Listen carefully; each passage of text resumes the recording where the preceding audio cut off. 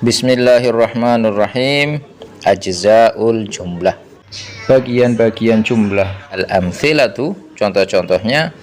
Raqiba Ibrahimu al-hisana, Ibrahim telah naik kuda itu. Yuda'ibu Ismailul qitta, Ismail bermain-main dengan kucing itu. Yahsudul fallahul qamha, petani itu memanen gandum. Ta'kulus syatu fulan wa sya'iran, domba itu makan kacang tanah dan gandum. Sami'atun nasihata, aku telah mendengarkan nasihat itu. Yasta'un nuru fil hujrah, cahaya itu bersinar di dalam kamar itu. Tajri safinatu 'alal ma'i, kapal itu berlayar di atas air. Hal tuhibbus safara, apakah engkau suka bepergian? Inilah beberapa contoh dari ajzaul jumlah, bagian-bagian jumlah. Sekarang kita masuk pada pembahasannya, yaitu al-bahthu, pembahasan. Arafna fima madha, kita telah mengetahui pada pembahasan yang telah lalu, annal jumlatal mufidata, bahwasanya jumlah mufidah itu, bahwa kalimat yang sempurna itu, tatarakabu min ajzain, yaitu tersusun dari beberapa kata, dari beberapa kalimat. Hiyal kalimat, yaitu beberapa kalimat atau beberapa kata. Wa nuridu an na'rifa fi hadzal darsi, dan kita ingin mengetahui pada pembahasan pelajaran kali ini anwa'al kalimat, yaitu tentang macam-macam kalimat atau kata.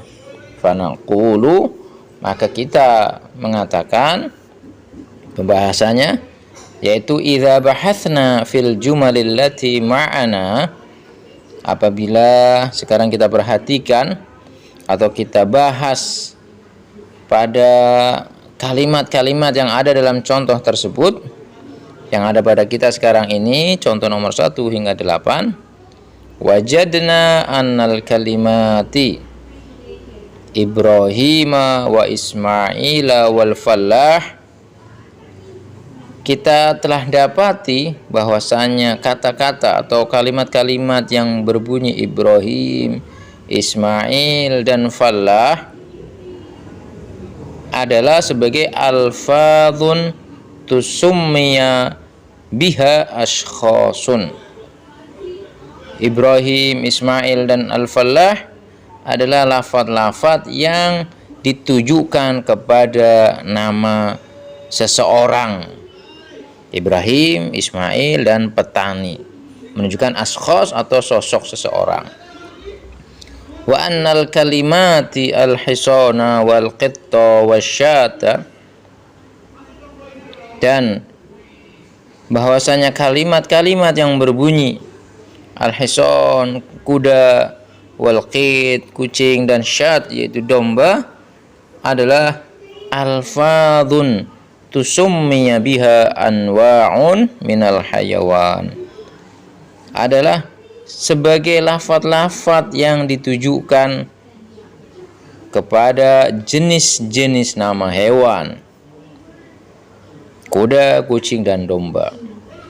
Wa annal qamha wal fula wasya'ira, dan adapun gandum, kacang, dan gandum yang kasar adalah alfadzun tusummiya biha anwa'un minan nabat, yaitu lafaz-lafaz yang dinamakan atau ditujukan tentang macam-macam jenis tumbuhan. Wa annal hujrata wasafinata wal ma'a, adapun kamar, kapal, air adalah kata-kata atau lafaz-lafaz alfadzun tusummiya biha anwa'un minal jamad, adalah lafaz-lafaz yang menunjukkan pada macam-macam jenis benda mati.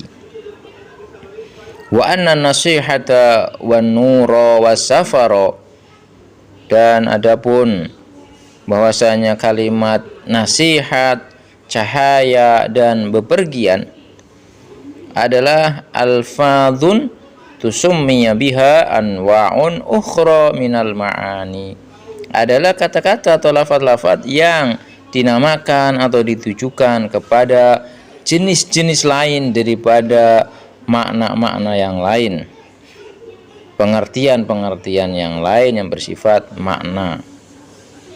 Walidzalika, oleh karena itu, tusamma kullu kalimatin min hadhil kalimat isman. Oleh karena itu, setiap kata-kata tersebut, kalimat-kalimat seperti Ibrahim, Al-Hisan, Ismail, Al-Qitta, Al-Falla, Al-Qamha, Asyat, Ful, dan yang lain-lainnya itu dinamakan sebagai isim. Jadi mereka itu, kata-kata tersebut dinamakan sebagai isim atau kata benda.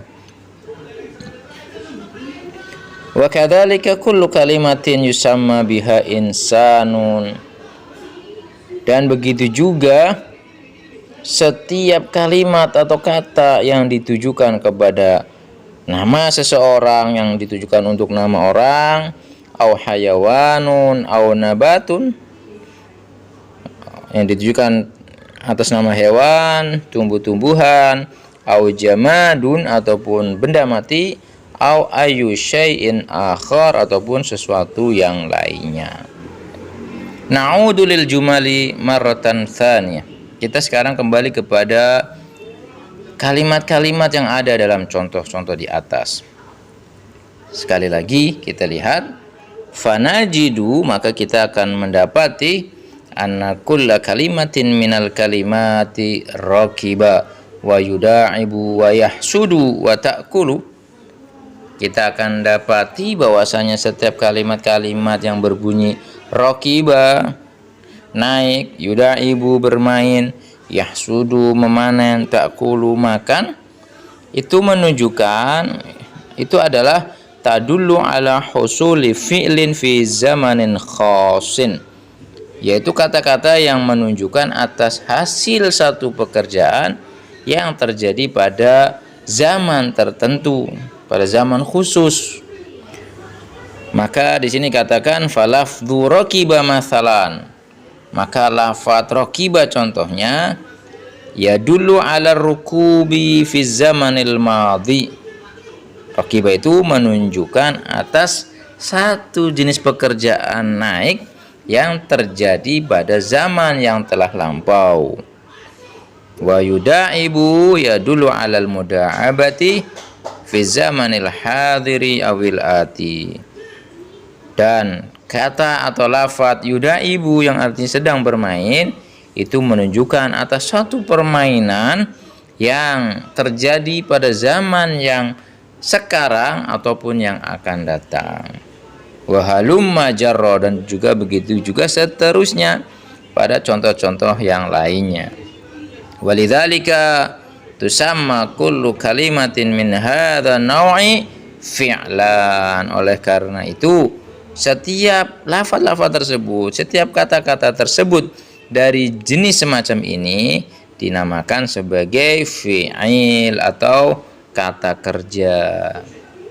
Berikutnya, wa 'inda ta'ammulil jumalits tsalatsil akhirah, dan ketika kita memperhatikan jumlah 3 yang terakhir, yaitu nomor 6 sampai 8, yasta'un nuru fil hujrah tajri safinatu 'alal ma hal tuhibbus safar. Kita lihat 3 jumlah berikut yang terakhir. Najidu annal kalimat, kita akan mendapati bahwa kalimat-kalimat atau kata-kata yang berbunyi fi wa ala wa hal, kita perhatikan fi, ala dan hal, idza nutiqa bi kulli minha wahdahu, apabila diucapkan Itu apabila fi atau ala dan hal itu diucapkan sendirian tanpa digabungkan dengan kalimat yang lain, dia hanya diucapkan hanya fi saja, ala saja atau hal saja, lam yufham lahu ma'nan kamilun, maka tidak bisa dipahami maknanya yang sempurna. Jadi dia tidak memiliki makna sama sekali. Fi, ala dan hal dia tidak bisa dipahami atau tidak memiliki makna kecuali bergandeng dengan kalimat yang lainnya. Wa idza nutiqa bikullin minha fi jumlatihi, apabila diucapkan atau digandengkan dengan jumlah yang lainnya atau kalimat yang lainnya, maka dhahara ma'nahu kamilan, maka akan nampak maknanya yang sempurna. Fi di sana akan memiliki makna fi atau di dalam atau di, ala juga akan memiliki makna yaitu di atas, hal juga akan memiliki makna apakah. Wa tusamma kullu kalimatin min hadhil kalimati tsalasi harfan, dan setiap kalimat tersebut, kata-kata fi, ala dan hal tersebut dinamakan sebagai huruf. 3 kata tersebut fi, ala dan hal adalah dikatakan sebagai huruf. Jadi huruf tidak memiliki makna kecuali bergandeng dengan yang lainnya. Wa kadzalika kullul kalimatil lati min hadzal naw'i, dan begitu juga setiap kata-kata atau lafaz-lafaz yang masuk dalam jenis seperti ini, seperti fi'ala dan hal, maka juga sama demikian tidak memiliki makna kecuali bergandeng dengan yang lainnya. Jadi kesimpulannya adalah bahwa kita sudah bahas 3 jenis kata dalam bahasa Arab. Yang pertama kita sudah kenal yang namanya fi'il atau kata kerja. Yang kedua kita sudah mengenal isim atau kata benda.